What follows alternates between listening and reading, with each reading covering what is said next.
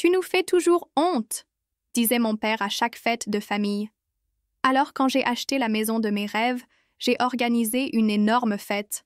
Et j'ai invité tout le monde, sauf lui. Quand j'étais petite, j'adorais les fêtes de famille.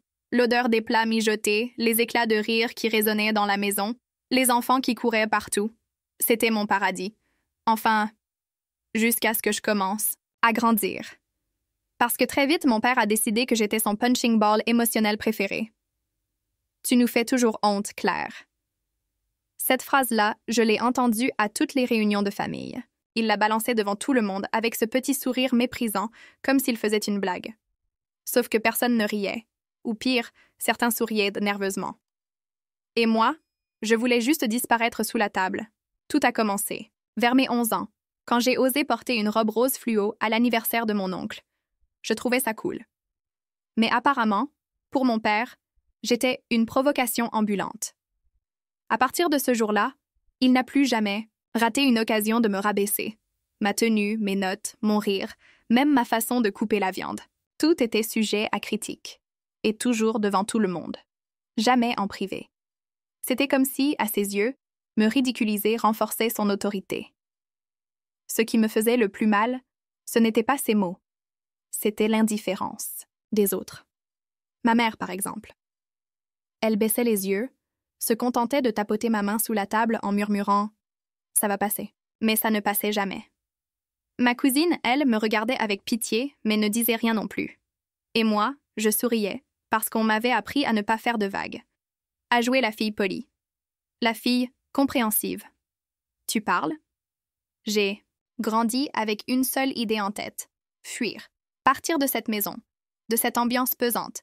De cette famille où l'humiliation était un sport collectif. Et je me suis accrochée. J'ai bossé comme une folle à l'école. J'ai enchaîné les petits boulots. J'ai économisé le moindre centime. Je me suis construite dans le silence, à force de douleurs étouffées. Mais il y avait une chose qu'il n'avait pas prévue, mon père. C'est qu'un jour, la fille qu'il considérait comme une honte deviendrait la plus grande fierté de la famille, sans même chercher à le devenir.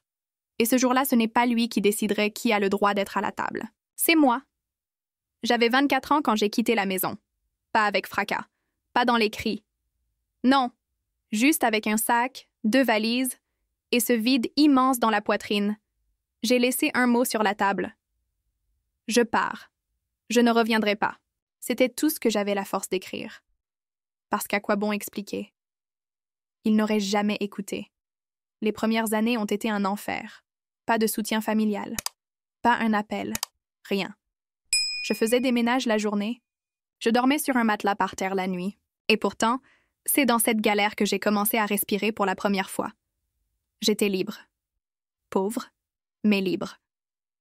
Je me souviens du jour où j'ai décidé que je ne serais plus jamais invisible. J'étais dans une laverie, en train de plier des fringues d'un client, et j'ai vu une affiche pour une formation en design d'intérieur. Un truc basique, pas très cher, mais qui me faisait rêver. J'avais toujours eu l'œil pour ça. Enfant, je redécorais ma chambre tous les 2 mois, et ça le rendait fou. « T'es pas normale, Claire », qu'il disait. Mais cette passion, c'est elle qui m'a sauvée. J'ai bossé la journée et suivi des cours le soir. Je ne dormais presque pas. Mes doigts étaient tout le temps brûlés à force de manipuler des matériaux, de bricoler, de créer. Mais chaque fois que je posais une couleur sur un mur, chaque fois que je réaménageais une pièce, je reprenais un morceau de moi. Petit à petit. 3 ans plus tard, j'ai ouvert ma micro-entreprise. Au début, j'avais un seul client, une voisine qui voulait redonner vie à sa cuisine. Elle a adoré.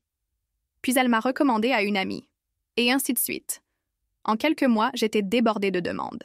Pas des énormes chantiers, mais des projets humains, vrais, dans lesquels je pouvais m'exprimer. Ce que je gagnais n'était pas énorme au début, mais je le réinvestissais toujours. Je refusais de stagner. Et puis un jour, boum. Un influenceur local m'a contacté pour rénover son appart. Il a adoré. Il en a parlé sur ses réseaux. Et ma vie a basculé. En 6 mois, j'étais passée de petite décoratrice de quartier à la meuf qu'on s'arrache à Paris pour relooker des intérieurs branchés. Mon téléphone ne s'arrêtait plus. Je n'en revenais pas. Mais tu sais ce qui était encore plus dingue? C'est que même dans ce succès, je pensais à lui, mon père. À ce qu'il dirait s'il me voyait là, maintenant. Il aurait sûrement trouvé un truc à critiquer. Toujours. Mais cette fois, ça glissait sur moi. Parce que je n'étais plus sa fille honteuse. J'étais Claire, celle qui s'était faite toute seule, et je n'avais besoin de l'approbation de personne. Il y a une phrase que je me répétais souvent à cette époque. Un jour, je vais me construire une vie que personne ne pourra me prendre. Et ce jour-là est arrivé plus vite que je ne l'aurais cru. Tout a commencé quand j'ai visité cette maison. Une vieille bâtisse en bordure de ville, un peu fatiguée, mais avec du cachet. De grandes baies vitrées, un escalier en bois, massif, et surtout, un jardin immense. J'ai su immédiatement, c'est ici, pas juste une maison. C'était mon symbole, mon trophée. La preuve que j'avais réussi, toute seule. J'ai signé l'acte avec les mains qui tremblaient. J'étais debout devant l'agent immobilier, le cœur qui battait à 100 à l'heure. Mais j'ai gardé mon calme. À l'intérieur, j'avais envie de hurler. Moi, Claire, la fille dont le père disait qu'elle ferait honte à la famille jusqu'au bout, j'étais propriétaire. Pas d'un appartement miteux, d'une maison. Ma maison. Les rénovations ont été une aventure en soi. J'y ai mis tout ce que j'avais appris, tout ce que j'aimais. Chaque pièce était pensée dans les moindres détails. Les murs du salon, un vert sauge doux, presque apaisant. Les moulures, restaurées à la main. La cuisine, mon bijou. Bois clair, marbre noir, lumière douce. Je voulais qu'on entre chez moi et qu'on ressente un truc. Une sorte de calme, de puissance tranquille. Et puis un jour, alors que j'étais en train de disposer les dernières plantes sur la terrasse, j'ai eu une idée folle. Et si j'organisais une fête, mais pas n'importe quelle fête, pas un simple apéro entre potes, non, une vraie soirée, avec du bon vin, de la musique, des rires, quelque chose de classe, mais chaleureux. Quelque chose que moi, j'aurais aimé vivre à Noël ou à Pâques, au lieu de ces dîners familiaux empoisonnés par les critiques de mon père. Et surtout, j'ai décidé que j'allais inviter tout le monde. Ma mère, mes cousines, mon oncle, mes amis d'enfance, mes collègues. Toutes les personnes qui, à un moment ou un autre, m'avaient tendu la main, encouragé, respecté, mais pas lui, pas mon père. C'était la première fois que je prenais une décision aussi radicale. Mais ce n'était pas par vengeance. C'était par respect pour moi-même. Parce qu'enfin, je comprenais que je n'avais pas à tendre la main à quelqu'un qui ne m'avait jamais tendu la sienne. J'avais passé des années à chercher sa validation. Maintenant, je savais que je n'en avais plus besoin. Cette fête, c'était le début d'une nouvelle ère. Une version de moi qui n'attendait plus rien de personne. Surtout pas de lui, et pour la première fois depuis longtemps, j'étais impatiente de vivre ce moment. Je crois que je n'ai jamais passé autant de temps à organiser un événement. Tout devait être parfait. Et pas pour impressionner. Non. Pour célébrer. Célébrer cette étape. Célébrer la personne que j'étais devenue. J'ai commencé par les invitations. J'ai pris soin d'envoyer un message personnel à chaque invité. Pas un copier-coller. J'ai voulu que chaque personne se sente réellement désirée. Parce que c'était vrai. Si quelqu'un avait été invité, c'est qu'il avait joué un rôle, petit ou grand, dans ma reconstruction. Et à mes yeux, c'était précieux. Les réponses ont afflué rapidement. Ma cousine Julia m'a appelée direct en criant dans le téléphone. « Oh mon Dieu, Claire, t'as acheté une maison? J'arrive avec une bouteille de champagne et mon plus beau sourire. » D'autres ont exprimé leur surprise, leur fierté. Ça faisait chaud au cœur. Mais il y avait un détail dans chacune de leurs voix. Une sorte de soulagement.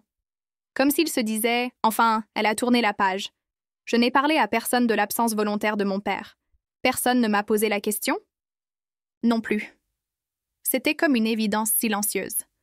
Peut-être qu'ils savaient tous, au fond, que j'en avais assez supporté. Puis il y a eu les préparatifs. La location des guirlandes lumineuses pour le jardin. Les plats préparés par une amie chef. Les bougies, la playlist soigneusement composée, le traiteur végétarien pour ma collègue Sarah. J'avais pensé à tout. Mais c'est en installant les derniers coussins sur les bancs extérieurs que j'ai été frappée par un mélange d'émotions que je n'avais pas vu venir. Fierté, oui, mais aussi une boule dans la gorge. Pas de tristesse, mais quelque chose qui s'en approchait. Je me suis assise, j'ai regardé cette maison, ce jardin, ces lumières qui prenaient doucement vie. Et j'ai pensé à toutes les fois où je m'étais sentie de trop, inutile, inadaptée, toutes ces humiliations en public. Ces phrases qu'on n'oublie jamais. Tu ne seras jamais rien. Tu fais honte. Mais aujourd'hui, j'étais là, debout. Et tout ça, c'était à moi. À la veille de la fête, je n'ai pas réussi à dormir. Je repassais la liste, je revérifiais les lumières, je réécoutais la playlist. Pas parce que j'étais anxieuse. Parce que j'étais impatiente. Parce que pour une fois dans ma vie, j'étais l'hôte. Et j'allais offrir à mes proches une soirée qu'ils n'oublieraient jamais. Une soirée sans jugement, sans remarques cinglantes, sans tension dans l'air. Une soirée où pour une fois je serais à ma place. Et dans le fond, c'est tout ce que j'avais toujours voulu.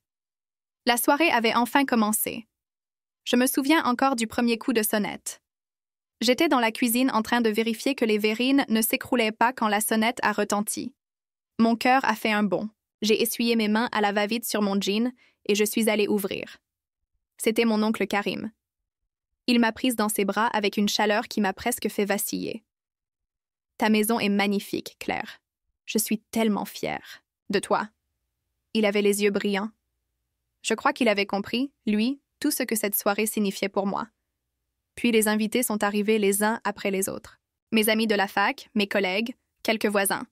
L'ambiance est montée doucement, naturellement. Les rires ont remplacé les silences que j'avais connus pendant tant d'années. Tout le monde semblait détendu, heureux d'être là. Je passais de groupe en groupe, un verre à la main, échangeant une anecdote, une blague, une étreinte. Je flottais littéralement. Et même si j'essayais de rester calme, à l'intérieur, j'étais en feu. Mais à un moment, alors que je parlais avec Julia près du buffet, j'ai senti une tension. Un silence étrange s'est installé dans le jardin. J'ai levé les yeux, et là, je l'ai vu. Mon père. Il n'avait pas été invité, il le savait. Mais il était là, en costard, droit, froid. Il scrutait l'assemblée comme un inspecteur, qui cherche une faille dans une scène parfaite.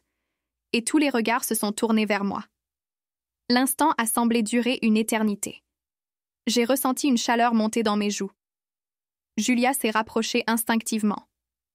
Je crois qu'elle était prête à intervenir, à me défendre. Mais j'ai levé la main, j'ai inspiré profondément, et je me suis dirigée vers lui. Il n'a pas parlé en premier. C'est moi qui ai brisé le silence. Tu n'étais pas invité. Il m'a regardée avec ce petit sourire en coin que je connaissais trop bien. Celui qui disait « Tu vois, je suis toujours là, je domine encore. » Il a simplement répondu « Je voulais voir ce que tu étais devenu. » Je l'ai regardé droit dans les yeux et pour la première fois, je n'ai pas eu peur. Je n'ai pas baissé les yeux. Je n'ai pas tremblé. Tu n'as pas ta place ici. Pas ce soir. Il n'a pas protesté. Il a juste haussé les épaules, comme s'il s'en fichait, puis il a tourné les talons et il est parti. Le silence est resté quelques secondes, suspendu dans l'air. Puis Julia a tapé dans ses mains et crié « Allez, on danse ou quoi ?» Et tout le monde a éclaté de rire. Je n'ai jamais été aussi fière de moi. Ce soir-là, j'ai compris que je n'étais plus la petite fille honteuse qu'il pouvait manipuler. J'étais chez moi, entourée de gens qui m'aimaient, et j'étais enfin libre. Je ne sais pas si vous avez déjà ressenti ça, ce mélange d'euphorie et d'effondrement. Parce que c'est exactement ce que j'ai vécu 1 heure après que mon père soit parti. Je suis restée plantée là, figée, pendant que tout le monde riait à nouveau autour de moi, comme si de rien n'était. Mais à l'intérieur, c'était la tempête. Je savais que j'avais bien fait. Je savais que je l'avais remis à sa place. Mais malgré tout, une voix dans ma tête murmurait encore. « Tu viens de rater ta chance. Il va dire à tout le monde que tu l'as humilié. » Et, devinez quoi? 10 minutes plus tard, mon cousin Michael m'a prise à part. « Claire, faut que je te dise un truc. Papa vient de recevoir un message de ton père dans le groupe famille. Il dit que t'as pété un câble, que t'as crié sur lui devant tout le monde et que t'étais instable. Je crois que je n'ai même pas cligné des yeux. Instable, le mot m'a transpercé. Comme une lame froide. C'était exactement ce que mon père avait toujours insinué quand j'étais petite.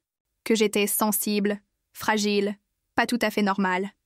Il disait ça devant les autres, en riant. Et ça me détruisait. Mais là, j'ai respiré un grand coup. J'ai regardé Michael droit dans les yeux. « Tu me crois? Toi? » Il a hoché la tête sans hésiter. « Bien sûr que je te crois. On était tous là. Personne ne l'a invité. Et t'as été digne.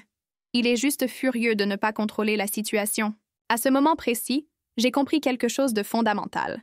Mon père n'avait plus de pouvoir.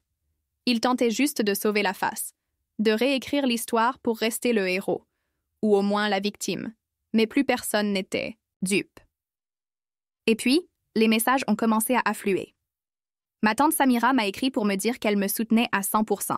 Mon cousin Louis a même publié une photo de la soirée avec la légende « Fière de ma cousine, une vraie battante. Ce soir, c'est son triomphe. » J'ai souri à travers les larmes. Puis Julia est venue me voir. Elle m'a tendu un verre et m'a dit « Tu sais quoi? Il y aura toujours des gens qui essaieront de t'éteindre. Mais regarde autour de toi. Regarde ce que tu as construit. Cette maison, ces gens, cet amour. Tu ne lui dois plus rien. » Et là, j'ai eu un déclic. Ce n'était pas juste une fête. C'était une renaissance. J'avais laissé mon passé derrière moi. Je n'étais plus l'enfant rabaissé. J'étais une femme, entière, forte, respectée.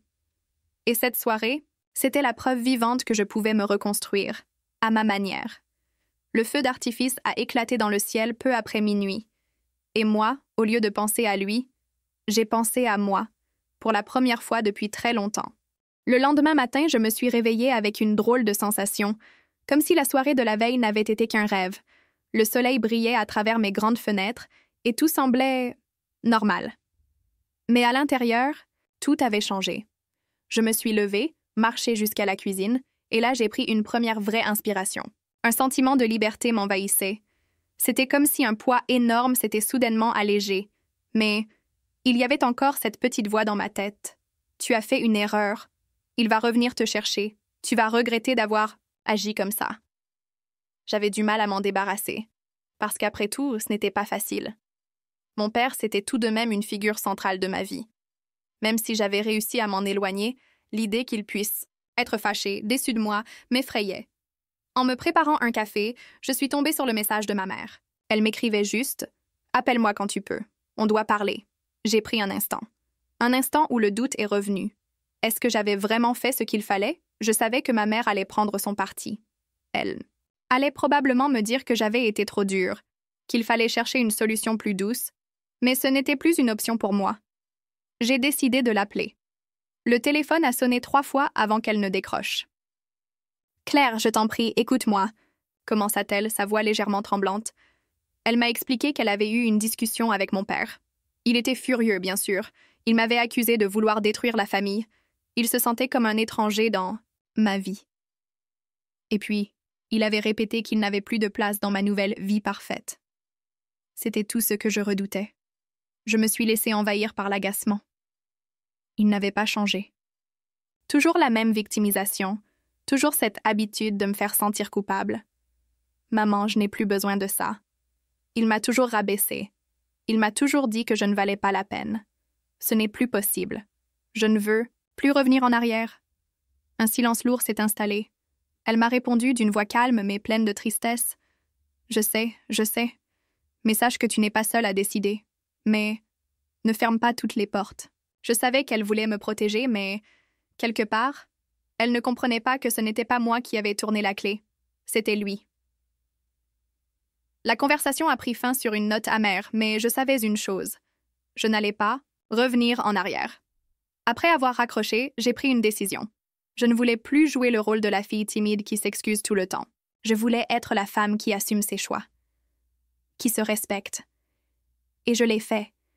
J'ai sorti mon téléphone et j'ai bloqué mon père. Je ne voulais plus qu'il me fasse douter de moi. Le temps a passé, mais les pensées de mon père, sa déception et les discours qu'il me balançait à chaque réunion de famille continuèrent de m'envahir. J'avais réussi à m'éloigner de lui physiquement, mais il restait toujours un poids mental. Et malgré le blocage, je n'arrivais pas à m'empêcher de me demander s'il allait un jour m'adresser la parole. Un mois s'est écoulé, et l'un des pires moments est arrivé. C'était le jour de mon anniversaire. Je n'avais rien prévu de spécial. Après tout, avec tout ce qui s'était passé, je ne voulais plus de fêtes de famille, de petites surprises mielleuses ou de sourires forcés. Mais au fond de moi, une petite partie de moi espérait secrètement un message, un signe. N'importe quoi pour me rassurer. C'était environ 18 heures, et j'étais en train de préparer un dîner tranquille pour moi-même. Une pizza maison, un verre de vin, simple. J'avais tout ce dont j'avais besoin. Et puis, le téléphone a vibré. Un message.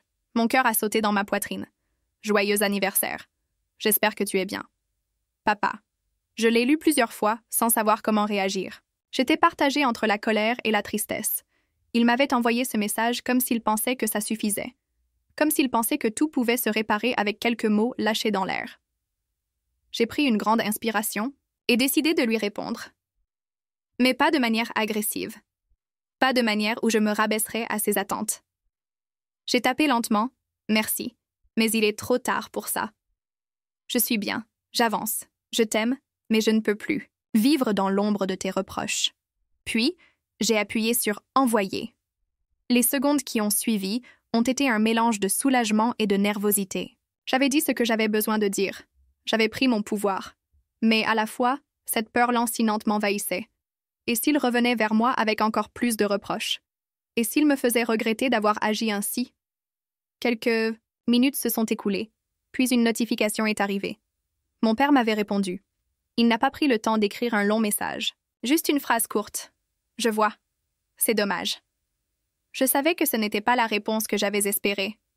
Mais au moins, c'était la réponse la plus sincère qu'il pouvait me donner. Peut-être qu'il n'avait jamais compris la douleur qu'il m'avait infligée, mais en quelque sorte, je sentais que c'était lui qui perdait, pas moi. Je me suis laissée envahir par un étrange sentiment. J'avais l'impression d'avoir tourné une page importante, la plus difficile de ma vie. Peut-être qu'au fond, ce n'était pas qu'une simple rupture familiale. C'était aussi la rupture avec une version de moi-même. Une version qui se sentait constamment coupable, constamment en quête de son approbation. Et en fin de compte, je m'étais choisie. Et ça, c'était déjà une victoire. Après l'échange de messages avec mon père, j'étais dans un état d'esprit un peu particulier. C'était comme si un poids s'était envolé. Mais en même temps, j'avais l'impression de m'être attaquée à un monstre plus grand que moi. Et j'avais un peu peur de ce qui allait suivre. Je ne voulais pas vivre dans la culpabilité, mais au fond de moi, l'idée qu'il ne comprendrait jamais me tourmentait. Mais à ce moment-là, quelque chose avait changé en moi. J'avais pris la décision de vivre pour moi-même, d'arrêter de me cacher sous des couches de « si j'avais fait ça différemment » ou « et si j'avais réagi comme ça ». C'était terminé. J'étais fatiguée de vivre dans l'incertitude de son regard. C'est alors que j'ai eu l'idée. Et si j'organisais quelque chose de monumental, mais cette fois sans lui? Non pas pour le punir, mais pour moi. Pour prouver à tous, mais surtout à moi-même, que je n'étais plus la personne qu'il pensait que j'étais. Que je n'étais plus sous son emprise. J'avais l'idée de cette grande fête depuis un moment, mais jamais je n'aurais imaginé qu'elle se ferait sans la moindre référence à lui. J'avais trouvé la maison de mes rêves, et c'était le moment de la célébrer. Il était temps de prouver que j'étais capable de créer ma propre vie, sans la peur de l'opinion d'un homme dont la voix résonnait encore dans ma tête. J'ai donc invité toutes les personnes qui comptaient pour moi. Mes amis proches, mes collègues, mes anciens voisins, ceux qui avaient toujours cru en moi, ceux qui m'avaient soutenu dans les moments où j'avais douté de moi-même. Les gens qui avaient su voir mon potentiel, même quand je n'y croyais pas. Je me souviens encore de cette excitation, du stress aussi, à l'idée d'accueillir tout le monde dans un endroit que j'avais travaillé dur à obtenir. Je voulais que cette soirée soit parfaite, que chaque moment reflète mon évolution. J'ai mis toute mon énergie dans cette préparation, choisissant les bonnes décorations, la meilleure musique, la cuisine parfaite. Le soir de la fête, la maison brillait. Les invités arrivaient et les sourires se multipliaient. On se sentait bien. Chaque personne que je croisais me faisait sentir que j'étais sur la bonne voie. Je n'étais plus cette petite fille fragile qui attendait d'être validée. Mais au fond, je savais qu'une personne manquait. Mon père. Cette soirée allait être l'occasion de couper définitivement les ponts. Il n'avait pas été invité. Je l'avais choisi. Et ce choix était le seul que je pouvais faire pour avancer. La fête battait son plein, et même si son absence me pesait dans un coin de ma tête, je ne pouvais pas m'arrêter de sourire. Parce que j'étais en paix. La soirée était la mienne, et je savais que cette décision allait marquer le début de quelque chose de nouveau. Tout allait bien. La fête battait son plein, tout le monde était heureux, l'ambiance était incroyable. Et puis, au milieu de cette soirée parfaite, mon téléphone a vibré. Un message. Mon cœur a sauté dans ma poitrine. J'ai regardé l'écran. C'était un message de mon père. Je n'avais pas prévu ça. Il m'avait envoyé un texto, et franchement, je ne savais pas si je voulais l'ouvrir. Je savais que ça allait me perturber, mais j'ai quand même cliqué. Je vois que tu as décidé de m'exclure de ta vie. Je ne suis pas sûre de comprendre pourquoi, mais je suis là si jamais tu veux parler. Je me suis figée. J'ai lu ce message plusieurs fois, cherchant des mots qui pourraient m'expliquer ce qui se passait dans sa tête.